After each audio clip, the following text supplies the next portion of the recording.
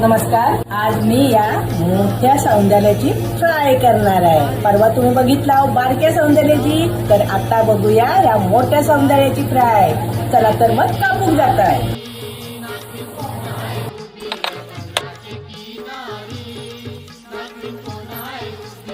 मासे साफ करून आणलं. आता टाकतोय मीठ, आता टाकतोय हळद, आता या आगळ टाकतोय. आता या चोळून घेतोय या माशातनी चांगला आणि अर्धा तास असेच ठेवतोय. पेस्ट टाकतोय, आता मसालो टाकतोय, आता चोळून घेतोय माशातनी चांगला. तापत ठेवलंय. आता मी तेल ओततोय. आता एका रवो लावून घेतोय. रवो आणि मसालो तेल तापलाय. चांगला चोळून घेतोय त्याला.